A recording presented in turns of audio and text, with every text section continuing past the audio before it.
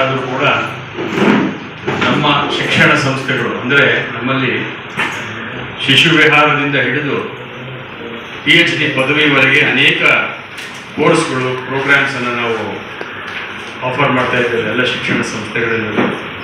ಅದರ ಪರಿಚಯ ವಿದ್ಯಾರ್ಥಿಗಳಿಗೆ, ಪೋಷಕರಿಗೆ, ಸಾರ್ವಜನಿಕರಿಗೆ ಆಗಬೇಕು ಅನ್ನುವ ವಿಶೇಷ ಈ ಉದ್ದೇಶದಿಂದ ನಾವು ಈ ಕಾರ್ಯಕ್ರಮವನ್ನು ಹಮ್ಮಿಕೊಂಡಿದ್ದೇವೆ.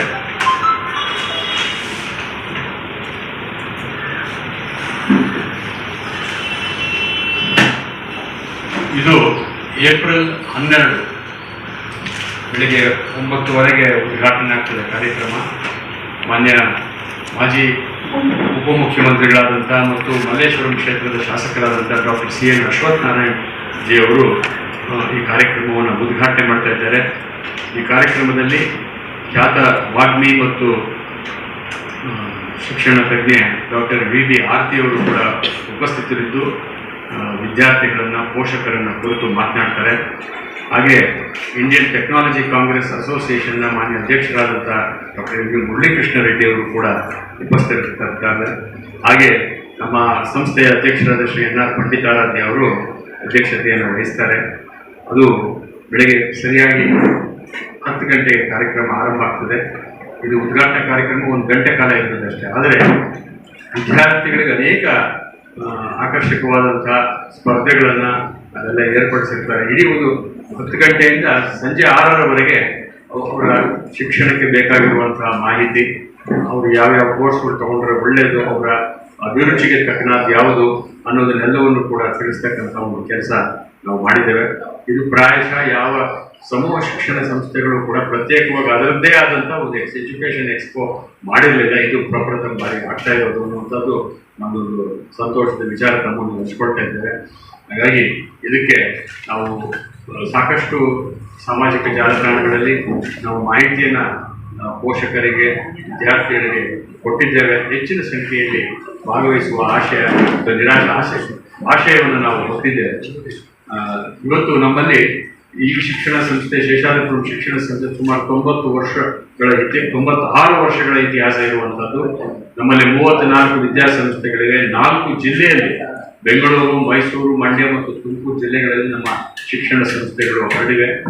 ಈ ಎಲ್ಲ ಜನರಿಗೆ ನಮ್ಮ ಸಂಸ್ಥೆಯ ಮುಖ್ಯ ಉದ್ದೇಶ ಏನು ಅಂತ ಹೇಳಿದ್ರೆ, ಎಟಕುವ ಬೆಲೆಯಲ್ಲಿ ಗುಣಮಟ್ಟದ ಶಿಕ್ಷಣ ಕೊಡಬೇಕು ಅನ್ನುವಂಥದ್ದು. ಹೆಚ್ಚಿನದಾಗಿ ಮತ್ತು ನಾವು ಮಧ್ಯಮ ವರ್ಗ, ಮೇಲ್ಮಧ್ಯಮ ವರ್ಗದ ಸ್ವಲ್ಪ ಜನ ಮತ್ತು ಕೆಳ ಮಧ್ಯಮ ವರ್ಗದವರು ಹೆಚ್ಚಿನದಾಗಿ ನಾವು ಸೇವೆಯನ್ನು ಸಲ್ಲಿಸ್ತಾ ಇರುವಂಥ ಈ ಸಂಸ್ಥೆ ಎಲ್ಲಕ್ಕಿಂತ ಮುಖ್ಯವಾಗಿ ಗುಣಮಟ್ಟದ ಶಿಕ್ಷಣ ಕೊಡಬೇಕು ಅನ್ನುವಂಥದ್ದು ನಮ್ಮಲ್ಲಿ ಇದೆ. ಒಟ್ಟಾರೆ ನಮ್ಮ ಶಿಕ್ಷಣ ಸಂಸ್ಥೆಯ ಗುರಿ, ನಾವು ಒಳ್ಳೆಯ ಸತ್ಪ್ರಜೆಗಳನ್ನು ಸಂಸ್ಥೆಗೆ, ಇದಕ್ಕೆ ದೇಶಕ್ಕೆ, ನಾಡಿಗೆ ನೀಡಬೇಕು ಅಂತ ಹೇಳುವಂಥ ಒಂದು ದೊಡ್ಡ ಆಶಯವನ್ನು ಹೊತ್ತಿದ್ದೇವೆ.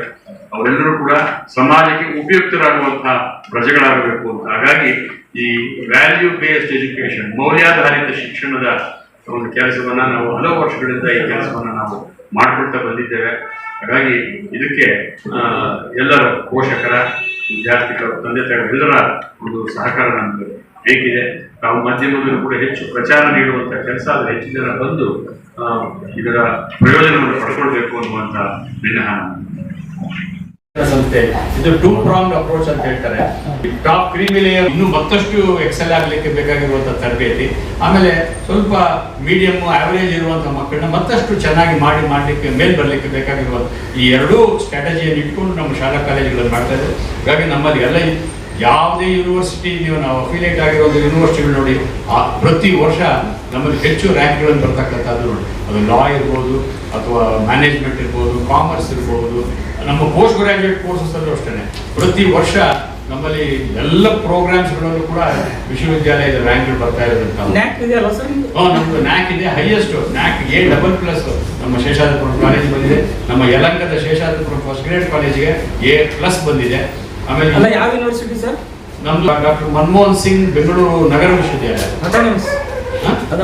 ನಾನು ಇಷ್ಟು ನಂಬರ್ ಕಂಪನಿ ಹೆಸರು ನಾನು ಇಷ್ಟೇ ನಂಬರ್ ಅಂತ ಹೇಳಲಿಕ್ಕೆ ನನಗೆ ಬರೋಲ್ಲ. ಆದರೆ ವಿಸ್ತೃತವಾಗಿ ನಮ್ಮ ಮಕ್ಕಳಿಗೆ ಆನ್ ಆನ್ ಆವ್ರೇಜ್ ನಾವು 1,500 ಮಕ್ಕಳಿಗೆ ನಾವು ಪ್ಲೇಸ್ಮೆಂಟ್ ವ್ಯವಸ್ಥೆಯನ್ನು ಒದಗಿಸ್ತಾ ಇದ್ದೀವಿ ನಮ್ಮ ಇಡೀ ಗ್ರೂಪ್ನಲ್ಲಿ. ಅಂದರೆ ಎಲ್ಲರೂ ಕೂಡ ಅದನ್ನು ಬಯಸೋಲ್ಲ, ಬಯಸಿ ಬಂದಂಥ ಮಕ್ಕಳಿಗೆ ಮಾತ್ರ ನಾವು ಸುಮಾರು 1,500 ಮಕ್ಕಳಿಗೆ ಅವ್ರಿಗೆ ಉದ್ಯೋಗಾವಕಾಶದ ವ್ಯವಸ್ಥೆ, ಪ್ಲೇಸ್ಮೆಂಟ್ನ ವ್ಯವಸ್ಥೆ ನಾವು ಸಹಾಯ ಮಾಡ್ತಾ ಇದ್ದೀವಿ. ಚೆನ್ನಾಗಿ ಆಗ್ತಾ ಇದೆ. ಕಂಪ್ನಿಗಳಲ್ಲೂ ಕೂಡ ಸಂತೋಷ ಪಡ್ತಾರೆ. ಯಾಕೆಂದರೆ ನಮ್ಮ ಮಕ್ಕಳಲ್ಲಿ ಎಲ್ಲಕ್ಕಿಂತ ಮುಖ್ಯವಾಗಿ ಒಂದು ಬದ್ಧತೆ ಇದೆ, ಒಂದು ಒಳ್ಳೆಯ ಸಂಸ್ಕೃತಿ ಇದೆ. ಆಮೇಲೆ ಒಂದು ಕಂಪನಿಗೆ ಹೋದರೆ ಅವರು ಅಷ್ಟೇ ಶ್ರದ್ಧೆಯಿಂದ ಅಲ್ಲಿ ಕೆಲಸ ಮಾಡುವಂಥದ್ದೆಲ್ಲವೂ ಇರೋದ್ರಿಂದ ಹೆಚ್ಚೆಚ್ಚು ಕಂಪ್ನಿಗಳು ಬಂದು ನಮ್ಮಲ್ಲಿ ಪ್ಲೇಸ್ಮೆಂಟ್ ಕೆಲಸವನ್ನು ಮಾಡ್ತಾ ಇದ್ದಾರೆ.